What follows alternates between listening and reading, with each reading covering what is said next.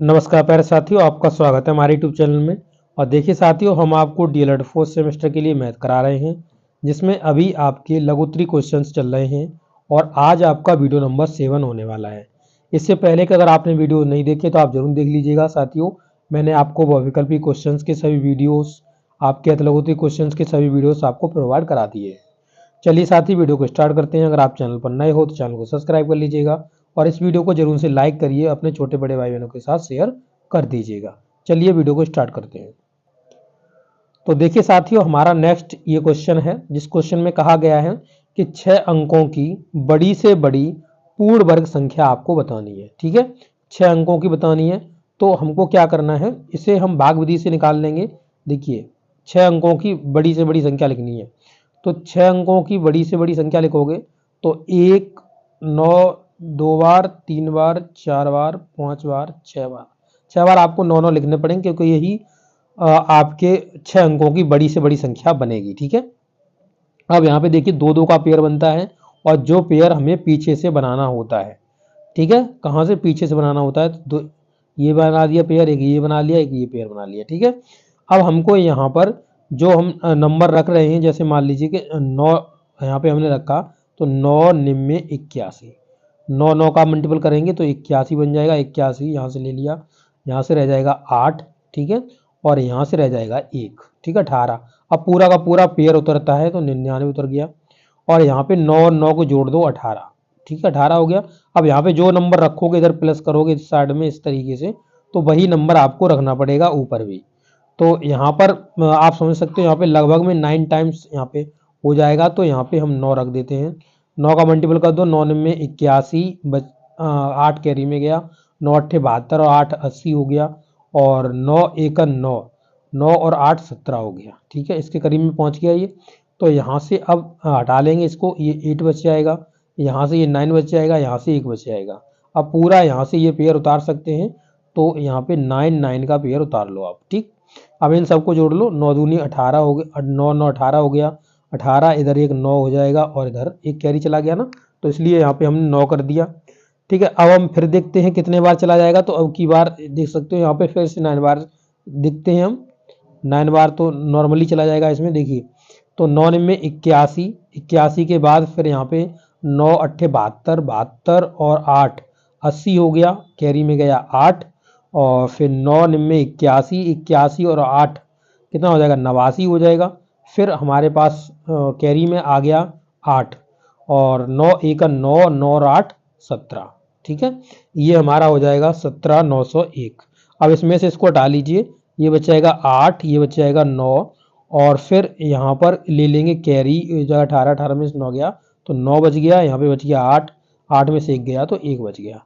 यानी हमारा जो बचा रिमाइंडर के रूप में यहाँ पर ये पूरा नंबर रख लीजिए आप, 9 9 और 9, 3 बार 9 9 आ गया आपका। और यहाँ पे जो रिमाइंडर में हमारे बचा हुआ है वो कितना बचा हुआ है? तो 1998 बचा हुआ है। तो इसी को घटा देंगे, फिर हमको वो संख्या मालूम पड़ जाएगी। जो टोटल हमारे पास 6 अंकों की सबसे बड़ी संख्या थी वो ये थी। अब इसमें से ये जो बच गया रिमाइंडर में, इसको हटा लीजिए। तो 1998, 1998 इसमें से हटा देंगे तो हमको वर्ग वाली संख्या मिल जाएगी, पूर्ण वर्ग वाली संख्या। ठीक है, तो इधर से 1 बच गया, यहाँ से 0, यहाँ से 0, और यहाँ पर आपका 8 बच गया। 8 के बाद फिर ये 9 और 9। तो ये वो संख्या होगी जो कि एक पूर्ण वर्ग संख्या होगी और 6 अंकों की सबसे बड़ी पूर्ण वर्ग ये संख्या बनेगी आपकी। ठीक है, तो यही क्वेश्चन में पूछा हुआ है। तो इस तरीके से आप इस क्वेश्चन को आसानी से कर सकते हो।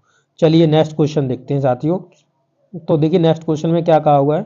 नेक्स्ट क्वेश्चन में कह रहे हैं कि 200 क्या 216 एक पूर्ण घन संख्या है, सिद्ध कीजिए। तो 216 जो है उसको हम क्या करेंगे, इसकी फैक्टराइजेशन करके देखेंगे क्या ये पूर्ण घन बनती है। तो यहाँ पर देखते हैं 216, तो 216 में हम इसको इसके कर लेंगे फैक्टर। तो पहले 2 से काट दीजिए। ठीक है, 2 एकन 2, 0, 2 अट्ठे 16। फिर इसे 2 से काट देंगे तो 2 पंजे 10, 2 चौके 8। फिर इसे 2 से काट लीजिए तो ये हो जाएगा 27। फिर इसे 3 से काट सकते हैं, 3, ये 9 हो जाएगा। फिर इसे हम 3 से काट सकते हैं, ये 3 और ये 3 इधर से कट जाएगा। ठीक है, अब यहाँ पर इसका हम देखते हैं ये पूर्ण घन बनेगी कि नहीं बनेगी। तो देखो 3 का ये पेयर बन गया और 3 का ये पेयर बन गया, यानी 2 × में 3 निकल जाएगा। तो यानी ये 6 का क्यूब है। 6 का क्यूब होता है 216। 216 तो ये पूर्ण घन संख्या है, यानी ये 216 जो है वो पूर्ण घन संख्या है। किसका घन है? तो ये 6 का घन है, यानी 6 का क्यूब है। ठीक है, तो इस तरीके से आप इसको कर सकते हो। ठीक है, चलिए अब नेक्स्ट क्वेश्चन देखते हैं। तो देखिए साथियों, नेक्स्ट क्वेश्चन देखते हैं। नेक्स्ट क्वेश्चन में देखिए ये क्वेश्चन रहा, इसमें कहा गया है कि 8000 का घनमूल्य कितना होगा। ठीक है, तो आपको पता होगा कि यहाँ पे अगर 2 × में 2 × में 2 करो तो ये 8 हो जाता है। 8 होता है वो 2 का घन होता है 8। ठीक है, अगर इसके आगे हम 0 प्लेस कर दें, यानी 20 × 20 × में 20 कर दें, तो ये हमारा 8000 हो जाएगा। 8000 हो जाएगा, तो ये कितने का हो जाएगा? 20 का क्यूब हो जाएगा। तो 8000 20 का क्यूब है। ठीक है, और 8000 का घनमूल्य जो होगा वो साथियों आपका हो जाएगा कितना? 20, यानी 20 हो जाएगा। लिखने का तरीका क्या है? तो कुछ इस तरीके से आप लिखेंगे, मैं लिखने का तरीका बता दे रहा हूँ। 8000 लिखोगे, ठीक है, 8000, और ये तुम्हारे जाएंगे रूट, क्यूब रूट में। क्यूब रूट में जाएंगे तो यहाँ पर आपको यहाँ पे फिर फैक्टर करने हैं। तो मैंने कहा 20 × 20 × 20 लिख सकते हैं। ठीक है, या फिर आप 2 से उस तरीके से काट लीजिएगा, तो यहाँ पे 3 का पेयर बन जाएगा, बराबर में आपके 20 निकल जाएंगे। इस तरीके से भी लिख देंगे तो आपका आंसर सही है। ठीक है, चलिए अब नेक्स्ट क्वेश्चन देखते हैं। नेक्स्ट क्वेश्चन में क्या कहा हुआ है? नेक्स्ट क्वेश्चन में कह रहे हैं कि देखिए आपकी एक संख्या दी गई है, इसका वर्गमूल्य पूछा हुआ है। तो वर्गमूल्य का मतलब क्या हो गया? इसे हम रूट में रख लेंगे, रूट में से रख लेंगे पूरा नंबर 10 5 6 2 5। ठीक है, अब इसमें से इसके हम फैक्टर कर लेंगे, फैक्टर करके इसको निकाल लेंगे। ठीक है, तो फैक्टर कर लीजिए इसके, या फिर शॉर्ट तरीके से भी वर्गमूल निकाल सकते हैं आप। x बराबर इसे मानते हैं तो इसे वैल्यू निकाल सकते हैं, जैसे कि ये देखिए 5 है, तो ये 5 का बनेगा, बाद में 5 होगा और 2 अंक गिर जाते हैं वर्गमूल निकालते टाइम। ठीक है, अब इसको देखिए ये किसके वर्ग के करीब में है। ठीक है, ये किसके वर्ग के करीब में है, तो आप जैसे ही इसको पता कर लेंगे कि ये किसके वर्ग के करीब में है, तो आप उसके जस्ट पास में पहुंच जाएंगे।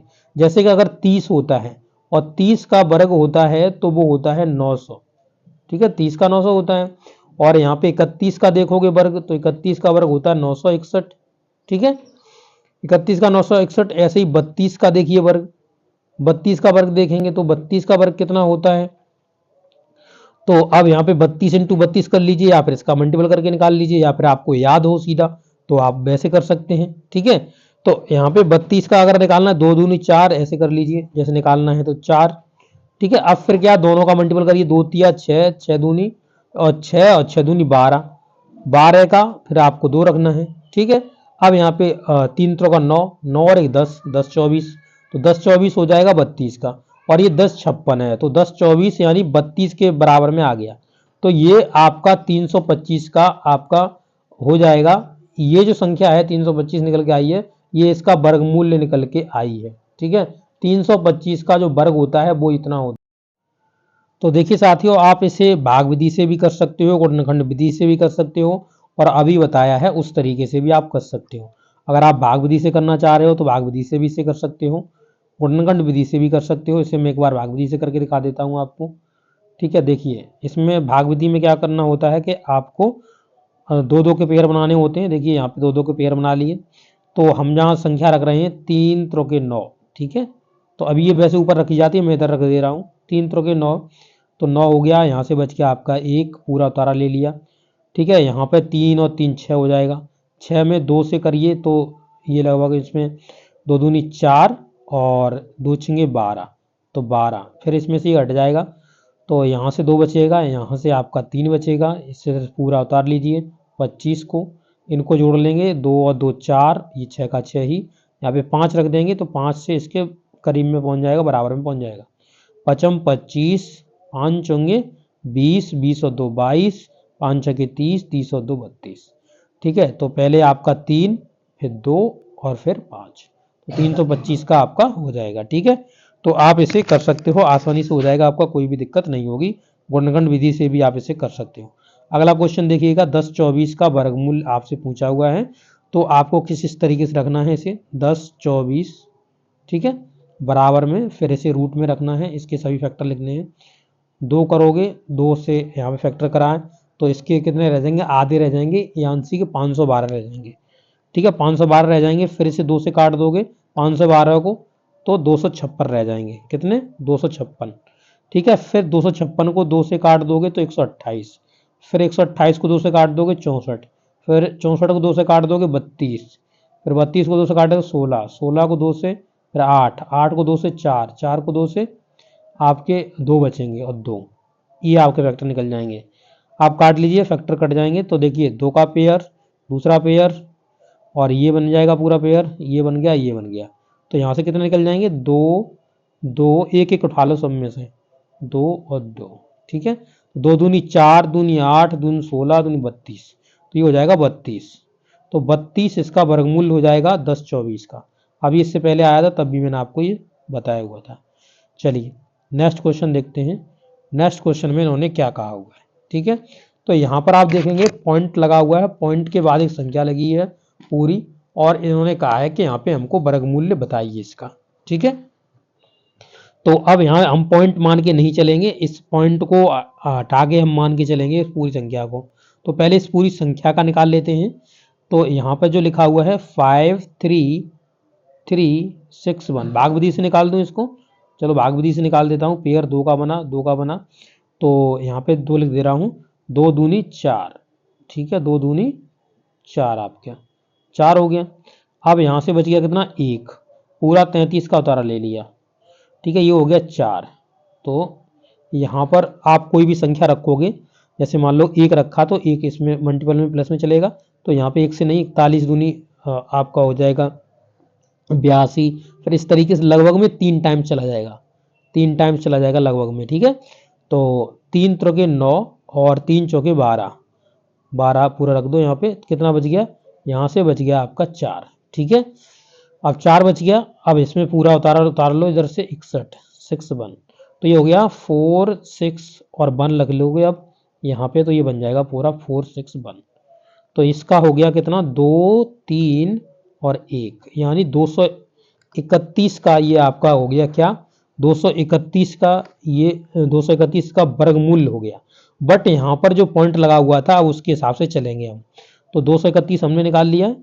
तो यहाँ पर जब पॉइंट हटा रहे हैं तो यहाँ पे कितना जीरो आएगा, नीचे की साइड पे, तो नीचे की साइड पे आएगा, देखिए 3 यहाँ पे देखिए 3 4 5 5 6 7 8, 8 जीरो आएगा, 8 जीरो आएगा, यानी कि आपका 100 100 ये 4 हो जाएगा, 100 ये आपका 6 हो जाएगा और 100, तो इसमें से एक पेयर ये बन जाएगा, एक पेयर ये बन जाएगा। तो आपके निकल जाएंगे कितने, यहाँ पर निकल जाएंगे 100 इंटू में 100, ठीक है। इससे आपको भाग देना है संख्या में पूरी में, तो संख्या में इससे भाग दोगे तो यानी कि 4 4 जीरो है, तो 4 अंकों बाद आपको वो पॉइंट लगा देना है, 1 2 3 और एक 4 पॉइंट 0.0231 ये आपका हो जाएगा, ठीक है। इस तरीके से आप इसको कर सकते हो, आसानी से आपका हो जाएगा। चलिए अब नेक्स्ट क्वेश्चन देखते हैं। इसका पूछा हुआ है कि इसका घनमूल्य क्या होगा। तो आप वैसे भी देख सकते हो कि जहाँ जो 11 का क्यूब होता है वो 1331 होता है, 1331, तो 1331 का घनमूल्य कितना बनेगा, 11 बनेगा। परंतु आपको यहाँ पे पूरा दिखाना है, लिख के दिखाना है, तो यहाँ पे घनमूल्य निकाल रहे हैं तो 1331, तो बराबर में आपको रखने पड़ेंगे 11 इंटू में 11 इंटू में 11, तीनों का पेयर बन जाएगा, 11 बाहर निकल जाएगा, यही आपका आंसर हो जाएगा, ठीक है। तो इस तरीके से आप इन क्वेश्चनों को कर सकते हो। इस वीडियो में इतना ही, अगले वीडियो में आगे क्वेश्चंस आपको कराए जाएंगे। तो आपको ये वीडियो कैसा लगा है, अच्छा लगा तो जरूर अपने दोस्तों के साथ शेयर करिएगा। मिलेंगे नेक्स्ट वीडियो में साथियों। Okay, thank you.